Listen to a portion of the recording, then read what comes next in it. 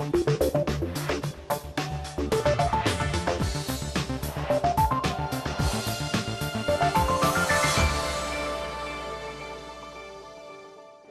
welcome to the programme. I'm Nima Abouardi, and this week we're at the Internet Show in Abu Dhabi. Now, this region is spending big on upgrading its broadband networks and Wi-Fi hotspots, but do businesses here really tap into the power of the web? We'll be finding out. Also coming up this week, rebuilding boom, how Beirut's property market is defying the odds and keeps on growing. Playing with the big boys, how one Gulf football club hopes to become an international brand after buying an Italian soccer legend. And baking baklava, I try my hand at the ancient art of pastry making. But first, property markets across the world might have taken a battering, but in Lebanon, construction is still a good business to be in. The value of property there has increased significantly for 5 consecutive years, and construction permits have jumped 30% this year. But it's not all good news. This boom means that many locals are unable to afford a place of their own, as Maha Barada found out in Beirut.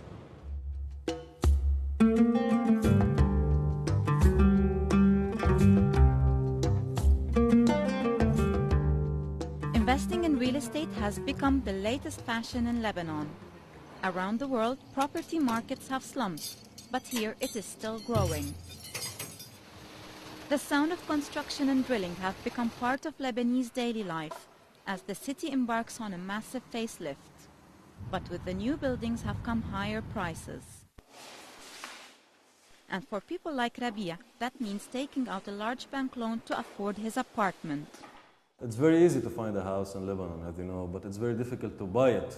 And for someone from the middle level, like my case, I had to take 2 loans in order to arrange the price. The payments for the house exceed the half of my average income.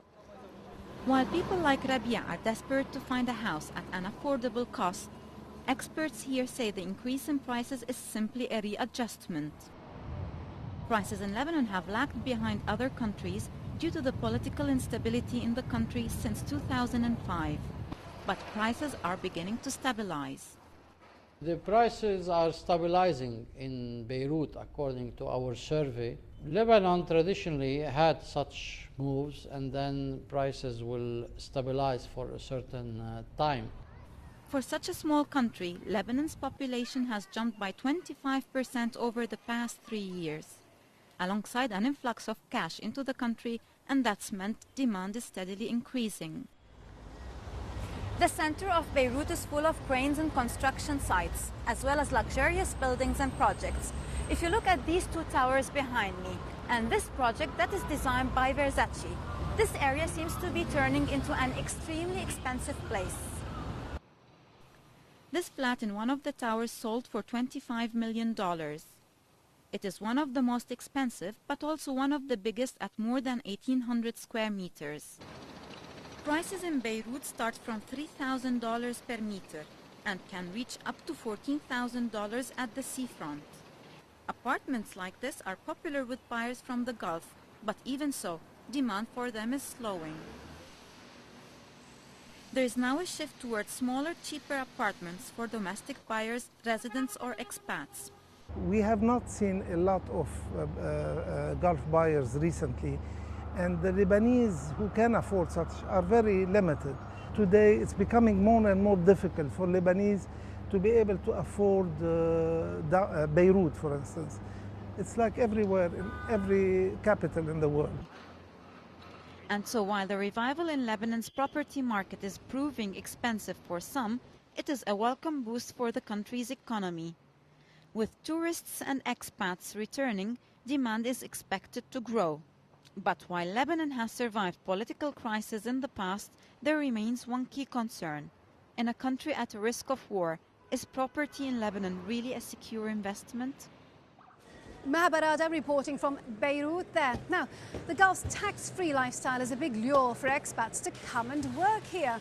But with governments looking to balance their budgets and raise some much-needed cash, there's increasing talk of tax. There's speculation that a new sales tax or VAT is the most likely. But with businesses struggling with a raft of levies and fees, it's not welcome news. So just how likely is it? Well, that's a question I put to Dean Rolfe, tax partner at PricewaterhouseCoopers. It's certainly something that's been talked about, and in particular a GST or a VAT has something that's been discussed in the past. And the drivers for that, there's a whole range of factors, frankly. The IMF were pushing the idea because it actually gave governments, an additional source of revenue, particularly as they were looking to sign free trade agreements. Of course, if you sign a free trade agreement, you have to give up a customs duty as a source of revenue. So it was really substituting a particular source of revenue. But the other advantage with the introduction of a tax, whatever form that may take, is that it gives governments a source of revenue which is independent from, say, the sale of commodities. Sale of commodities, of course, tend to fluctuate up and down with economic conditions. So in a time like a recession, when you need revenue, it's precisely the time that commodity prices are falling and government revenues are falling. So, the IMF were very strongly pushing the idea that, with a form of taxation, it does give governments an additional policy tool and a source of revenue. So what would you advise governments? I mean, they need to raise money. How to go about it? I think many governments in this part of the world are actually faced with many of the same challenges that governments around the world are facing today. They have to provide services, but they have very, very little in the way of revenue. And as governments around the world wrestle with their fiscal deficits, increasingly they have two choices. Either they cut spending or they raise taxes. And unfortunately, this part of the world is not immune to that sort of challenge. And governments will have two choices. Either they cut services or they raise taxes or introduce new taxes. And unfortunately, the introduction of any tax is never popular, but increasingly I think that's the choice governments are going to have to face. Hidden tax does exist here. You've got government charges, levies that are increasing all the time. New things are being brought online. The business community doesn't like this very much. I think the business community is increasingly aware of the sorts of charges and levies they're having to pay on an increasingly regular basis. And as I talk to my clients and colleagues and contacts, increasingly they're saying to me that they're hoping that in the future there is a consolidation, a simplification, if you will, of the regime out here, and that would include taxes and charges and levies. So, if the government is looking to introduce a tax, then I think that the general hope in the business community is that there is a simplification, if you like, a transparency and a consolidation to allow businesses to operate, I think, a little more simply.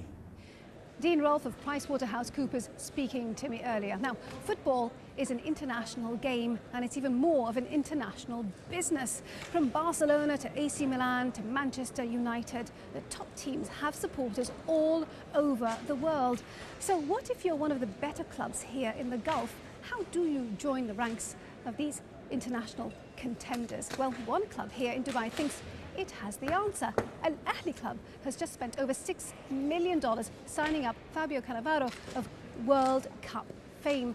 Now, it's not the first time that top dollar has been spent on attracting top talent to this region, but does it really spark a genuine interest? Well, Philip Hampshire has been to Al Ahly to find out. It's sunset in Dubai. For the players at the biggest football club, Al Ahly, that means only one thing. With a long hot day behind them and the air beginning to cool, it's time to start training. Al Ahly is no ordinary side. In the last few months, it's catapulted from being a relatively little-known local side to creating a big international stir. That's mostly down to their recent signings. First, there's Aristide Bonset. The striker for Burkina Faso's national team is fresh out of Germany's Bundesliga, where he scored 14 goals last season. And then there's former Arsenal player turned Leeds manager David O'Leary. He's been signed up for 3 years to run the team. And last of all is the biggest name of the lot, former Italian captain and World Cup winner Fabio Cannavaro. È diverso perché It's different. It's different because I come from Europe, where football has the level, but also has limits. Because there you play every 3 days, because you're always traveling, and because the rhythm of football in Europe is very high. However, here it's very different. For now, we play once a week. It's very hot, but the rhythm is not the rhythm of Europe. Therefore, you manage to adjust much better, and I'm very happy about that. Però sono molto contento di questo. With Dubai's lack of tax and the club's big investment in brand new changing rooms and fully renovated jacuzzis, it's easy to see why a player might want to come here. But there's more to this than simply new saunas and showers. They're trying to build a brand here. For instance, the chairman and the board have bought up all the tickets in the stadium, which means that if you're out on the street and you want to watch some football, you can simply walk in and watch a game for free. And that has a corresponding impact on support. Last year, each game saw around 1,000 people come in to watch the match. This year, it's closer to 7,000. Which is what this is all about. The club is part of a concerted effort throughout the United Arab Emirates to build from scratch a complete footballing industry. Of course, we are in the very early stage to put a football industry in this country, but I think we are still learning from the other leagues in Europe or other professional leagues all around the world. We have to liquid more money in this business, as it is a part of the business, the whole business. I mean, international business of the player. Players' rates are the same, but revenue are different at the moment. Building up revenue requires a concerted push. At the big games, you'll find sponsors' banners everywhere, and not just local phone companies and banks.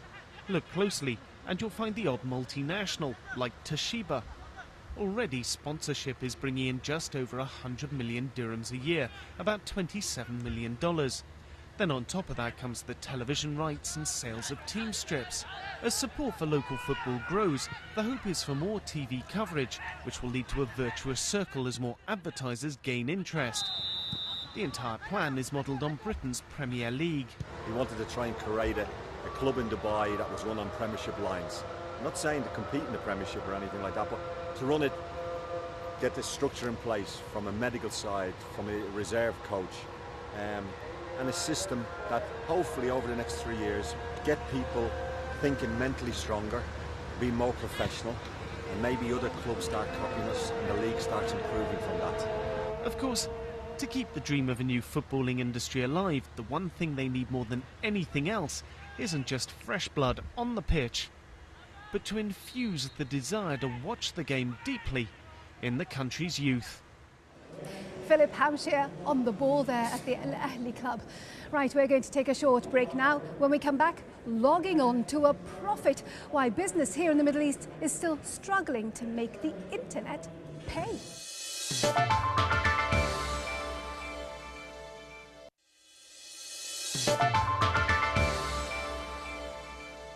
Welcome back to the programme. I'm Nima Abu Arjin. We're at the region's biggest internet show in Abu Dhabi. Now, this part of the world is spending big bucks on upgrading its internet infrastructure, but businesses here lag far behind the rest of the world when it comes to their online presence. And doing things like buying goods online is still painfully difficult. Web businesses are being held back by bureaucracy and regulation. So how can business tap into the power of the web? That's a question I put to Hassan Mikhail, the head of e-commerce at Aramex. The timing is now. That's what we're trying to say. Okay, this is the time to think about it and to start working on all the tools and means you need to make that business happen. Because everybody's ready, okay? Especially, I keep repeating, the customer. We know customers are very switched on. They're jet setters. They travel around. And don't forget about the purchasing power in our region. It's quite strong compared to other parts of the world. So they will do whatever it takes to get their goods. Whether it's from this region or out there, they're going to be out there to get it. So might as well do it here. You know, why lose out to this? Now, big money is being spent on things like infrastructure. We keep hearing that the Middle East is the fastest in terms of penetration, internet penetration in the world. But how is that translating into business, making money from the web? A lot of the businesses here, you have to, they come a lot from Some of them are super advanced or switched on, but a lot of them come from old school. And trying to convince the big players to come on board finally and start selling goods online, especially like the respected distributors, the big brands, etc. That's what the hesitation is, because they haven't quite cracked it yet. They still look at it maybe as somewhat of a competition to their legacy retail mindset, whereby you should look at it more as a sales channel, and that's been very challenging. But like Carrefour, for example, a couple of weeks ago, I believe they made big news that, yeah, we're selling online. That was fantastic. But it's still not geared up to sell food online. Still, but you got to start somewhere. The important thing is to take that leap, take that jump, and get on board. And the others will follow. We've had the same in Europe or back in the US, back 15 years ago. So what's the biggest thing that's holding businesses back? Online payment gateways are still very tough to get them up and running in this region. We get approached by startups at least twice a month. They're like, okay, we're ready to go, but we don't have an online payment solution. Because, okay, to be a proper e-commerce business, it's called E for a reason, electronic. That means you have to buy online, you have to settle the purchase online. The entire touch point is done online. That's a huge barrier. The banks haven't cracked it yet. They still don't look at it as a primary or business that will grow for them. It's still secondary. They might give it to some junior teams to sell it, etc. And they make the obstacles so tough on entrepreneurs here in this region to finally get plugged, get going, and get their payment gateway running. And just to put this into context, it takes, a few seconds to set up an online portal elsewhere? To register an online payment gateway back in the US, it takes you no time at all, whereby here, I was chatting to an entrepreneur earlier. It was really funny. He's like, we've been waiting on our application to be reviewed for the last 2 months. And they asked for all kinds of deposits, which is unfortunate because there is room there for business, for everyone to benefit. Whether it's the consumer, whether it's the merchant, the infrastructure, I mean, it can all come together and everyone can, be part of this. Hassan Mikhail of Aramex speaking to me earlier. Now, many have argued over the origin of baklava or baklawa, the sweet that's a treat in so many countries around the world, from Turkey to Afghanistan to Yemen to Egypt. It's made from dough, nuts and sugar. So what's the secret to its popularity? Well, I went to find out. So here we have where we actually produce the products themselves, the baklava. Then the raw products actually are assembled in these trays. As you can see, they are maybe not 140 years old, but are pretty old as well. And you're still using very traditional ways of doing things? Absolutely. Everything basically is done totally traditional and by hand. It is really very artisanal way of making it. Every single piece is done by hand, is placed by hand on the tray itself, and then the trays are actually baked based on that. So how many trays during your busiest period, say over the 3 days of Eid, how many trays per shop? 500 trays per shop. All made here? All made here, yes. Let's go and make one. Okay, so this is the mixing bowl. We're going to mix the ingredients in here. What are we mixing? We're mixing the corn, we're mixing water and flour. All right, so let's start. Okay. And I assume you want me to do this because you've got your nice dark jacket on. You can go ahead. It's 4 of those. 4. I'm stuck. And you have to put the same proportion of corn flour as regular flour. Okay, and the last one now. And we have to put this in here. Now that goes in here. There you go. That's coming up in here. It's 2 liters of water first, and another 2 liters. Now we pour these into this machine, and the machine will actually start pouring. You will see a little spaghetti coming out and being roasted as we pour them. Here we go. So off you go. You open this all the way up. So 1 round, 2 rounds, and it's very beautiful. Stop. And there you go. Straight. Go what? And up. Look at that. Isn't that gorgeous? Very nice. Very nice. We're finished with this one. Now we have to do a little cups in there. The little nests, bird nests. So they're called Ash al-Bulbul, right? Ash al-Bulbul. Nest. And here you go. You've been trained already. I'll do this All one. yours. So what do? I just press against? Is that right? Press against them and roll them against the little cup. And then when you've done the cup, then you press them underneath. And that's it. I'm not doing a very good job at this, but anyway, I get the idea. And I let it dry. So let's finish off this tray. Do you want to help me? Yep. That's it. And now basically we take this to the cooking area. Lovely. Let's go and cook. Here we go.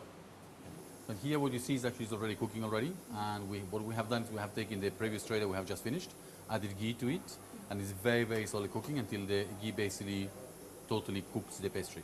And they become like this very beautiful brown color. And you let it chill, and then you add the sugar. So far there's no sugar into it. Then you do sugar syrup. But there's a lot of calories already. Depending on the type of sweet, anything between 60 to 100. Each one? Each of them. Right, let's go to the shop. You go to the shop. But this market, if we were to go from Egypt to the GCC, from what I understand, is worth $115 billion. So 50,000 dirham. Well, you have over at least 30, 40 brands, different brands here in Dubai, producing these sweets.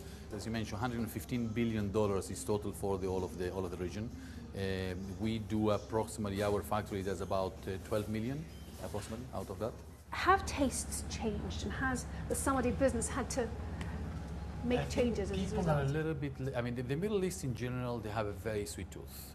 We were saying earlier on, I mean, people in general here, they prefer chocolates, like milk chocolates, very, very sweet instead of bitter chocolates. And also, all the baklava and everything, they like it very sweet and with a lot of sugar.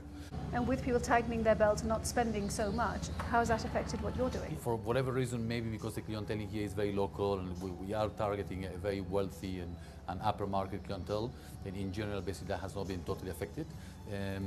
The rest, it's business as usual. Daniel During of Asamadi speaking to me earlier. Well, our time is very nearly up. I do hope you've enjoyed our programme this week. Before we go, let's see how the region's main markets finished the week. And remember, we'd love to hear from you. Our email address is middleeastbiz@bbc.co.uk. Now, next week, we're looking at the Dead Sea dilemma in Jordan. As water levels there shrink, the authorities are faced with a problem: to fill or not to fill, and if so, where from? Until then, from me, Nima Abu Warde, and the rest of the team, thank you for watching. Bye-bye.